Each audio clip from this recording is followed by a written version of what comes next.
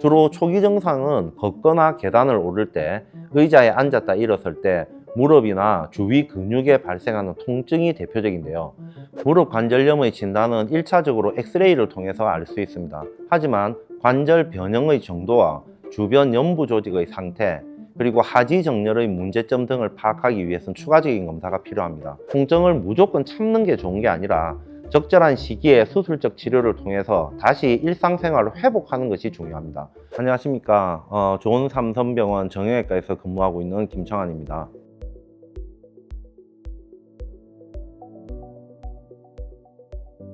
저는 인제대학교를 졸업하고 부산백병원 정형외과에서 수련을 받은 후 서울 아산병원에서 설관절 분야의 임상 강사를 지내고 부산백병원에 부임해서 2007년부터 약 18년간 무릎 관절 분야를 맡아 약 2000내의 인공관절 치환술을 시행하였습니다. 무릎 관절의 관절 내시경, 절골술, 인공관절 치환술, 재치환술을 전공하였습니다.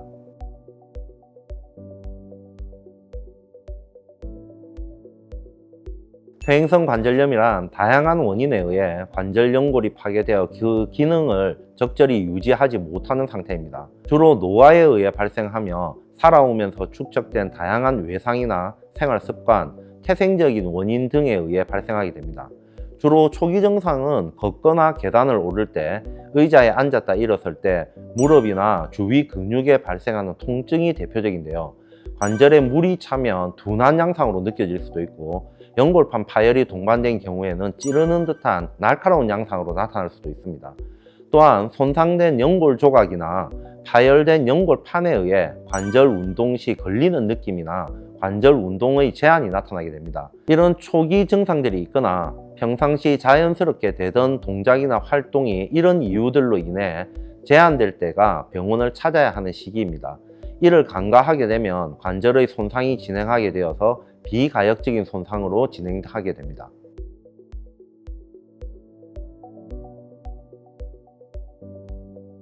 무릎 관절염의 진단은 1차적으로 엑스레이를 통해서 알 수 있습니다. 하지만 관절 변형의 정도와 주변 연부 조직의 상태, 그리고 하지 정렬의 문제점 등을 파악하기 위해서는 추가적인 검사가 필요합니다. CT의 경우 고관절과 무릎 관절, 발목 관절의 상관관계를 파악하는 데 많은 정보를 제공하며, 특히 로봇을 이용한 인공관절 치환술 시에 관절의 변형 정도를 파악하여 술전 계획과 술중의 피드백을 비교하는 데 결정적인 자료를 제공합니다. 또한 MRI의 경우 무릎 관절 내의 연골판의 상태와 관절 연골의 마모 정도, 그리고 인대의 상태와 늘어난 정도를 알 수 있기 때문에 엑스레이와는 다른 성격의 유용한 정보를 얻을 수 있으며, 이를 바탕으로 치료 계획을 정확히 수립할 수 있는 장점이 있습니다.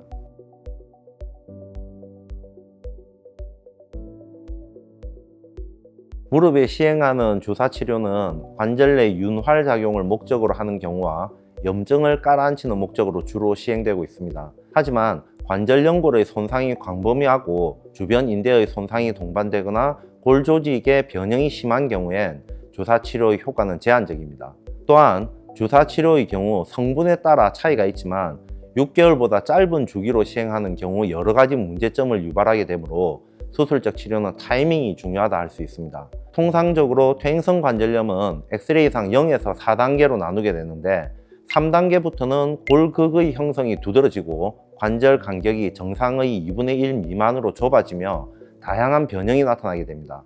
퇴행성 관절염으로 진단된 환자분들 중 엑스레이상 관절염 3에서 4단계에 해당하며, 통증이 일상생활에 지장을 초래할 정도로 심한 경우 수술적 치료의 가장 일반적인 적응증으로 볼 수가 있습니다.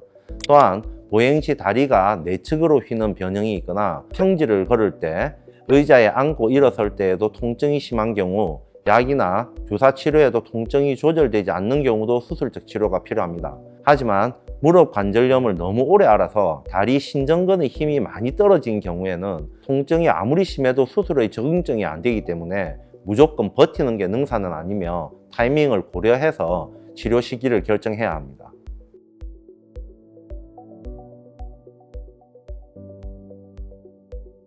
관절경 수술은 관절에 몇 개의 구멍을 뚫어서 내시경과 같은 장비를 보며 관절 상태를 직접 보면서 치료하는 방법입니다.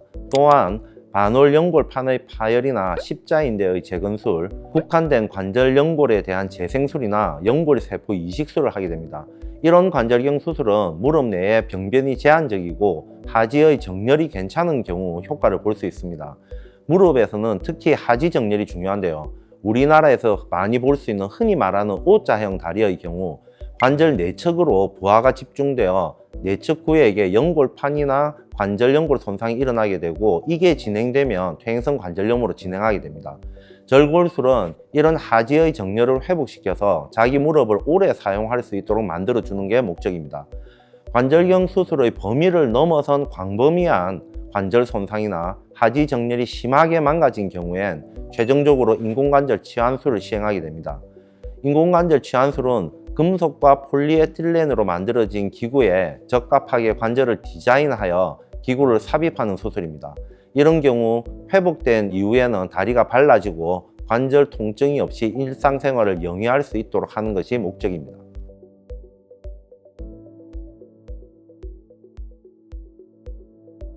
무릎은 일반적으로 3개의 구획, 즉 내측, 외측, 전방 구획으로 나뉩니다. 환자가 적응증에 해당될 시기에 어느 구획들의 관절 손상이 심한가에 따라서 부분 치환술과 전 치환술을 선택할 수 있습니다.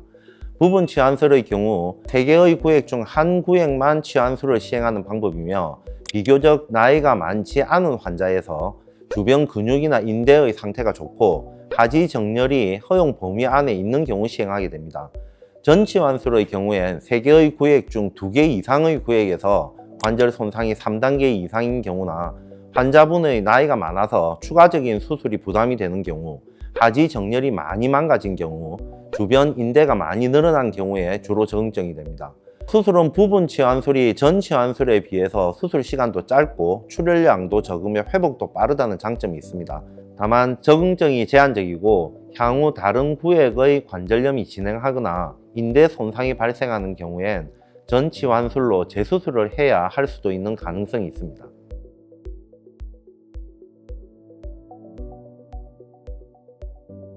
먼저 수기로 하는 수술은 수술 전에 영상의학 검사를 통해서 미리 어느 정도 뼈를 깎을 것인지를 계획하고 이에 따라서 수술을 진행하게 됩니다. 또한 인대 균형과 관절 간격을 맞추기 위해 연부 조직에 대한 술식이 필요하며, 이 과정들은 전적으로 의사의 지식과 경험에 따라 다른 결과를 가져올 수도 있기 때문에 오차의 확률도 상대적으로 있다고 할 수 있습니다. 로봇 수술은 수술 전 검사를 통해서 무릎을 3D로 시각화하여 절삭할 부분을 확인하면서 수술을 진행하게 되는데, 오차의 범위가 1mm 이내이며 인대 균형과 관절 간격에 대해 보정된 수치로 절삭하기 때문에 연부 조직에 대한 술식이 없습니다. 따라서 이에 소반되는 술 후 통증이나 출혈이 적으며 정확한 수술이 가능하다는 장점이 있습니다.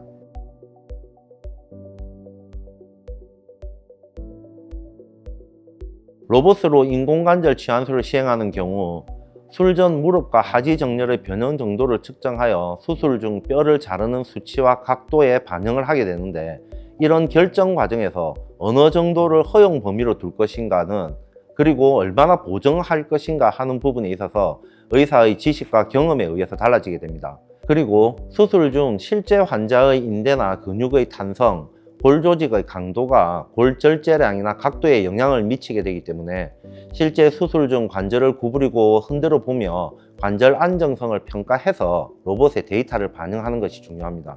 이런 과정들이 의사의 경험에 의한 결정에 따르기 때문에 집도 경험이 중요하다 할 수 있습니다. 또한 로봇 인공관절 수술은 대퇴골과 경골에 대해서만 시행되고, 쓸개골의 경우엔 의사의 수기에 의해 수술이 진행됩니다. 그 외에 인공관절을 삽입할 때 삽입 위치나 시멘트 고정 시의 술기, 주변 활막에 대한 처치 등에 따라 수술 후 결과가 영향을 받기 때문에 수술하는 의사의 지식과 경험은 비록 로봇으로 수술을 한다 하더라도 결과에 영향을 미치는 중요한 요소라 할 수 있습니다.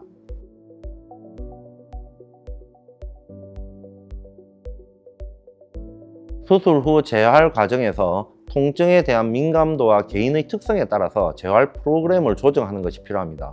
이런 과정들은 정형외과 하나의 진료과에서 모든 걸 처리할 수는 없으며 재활의학과와의 협진 체계를 통해서 유기적으로 접근하는 것이 필요합니다. 따라서 환자분들이 인공관절 수술을 받으실 때는 이런 시스템이 잘 갖춰져 있는 병원에서 수술을 받으시는 걸 추천드립니다. 수술 후 병원에서 통증과 관절 운동, 보행에 대한 1차적인 재활치료를 받고 퇴원하신 이후에는 실내 자전거 타기를 통해서 대퇴사두근을 강화하는 과정과 보행 시 무릎에 무리를 주지 않으면서 대퇴사두근의 근력을 올리기 위해서 목욕탕이나 수영장 등에서 물을 헤치고 걷는 운동을 하는 것이 필요합니다.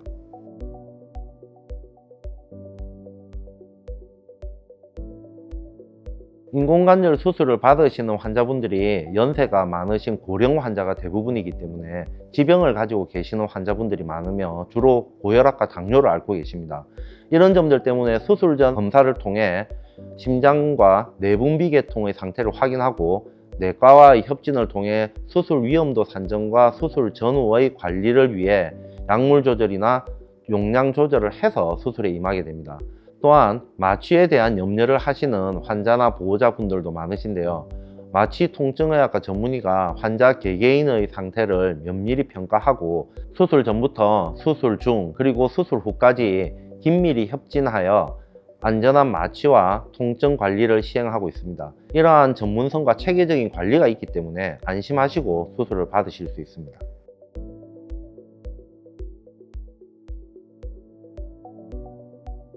주로 연세가 많으신 어르신들이 무릎 관절염으로 인한 통증으로 제대로 걷고 거동을 못하시면 심장이나 폐 등 생명을 유지하는 데 중요한 장기들의 기능이 떨어지게 되고 결국 이로 인해서 기력이 떨어져서 더욱 거동을 못하게 되는 악순환의 고리로 들어가게 됩니다.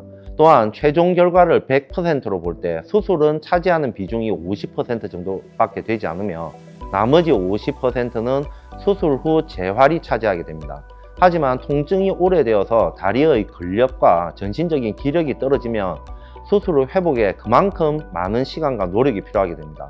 그래서 수술엔 적절한 타이밍이 있는 겁니다. 따라서 통증을 무조건 참는 게 좋은 게 아니라 적절한 시기에 수술적 치료를 통해서 다시 일상생활을 회복하는 것이 중요합니다. 환자분들이 걱정하시는 기저질환이나 이에 대한 관리, 그리고 수술 후 통증에 대한 조절, 재활 등에 있어 과거에 비해서 많은 발전이 있었으며 최근엔 로봇을 이용해서 보다 향상된 결과를 얻을 수 있습니다. 부디 망설이지 마십시오.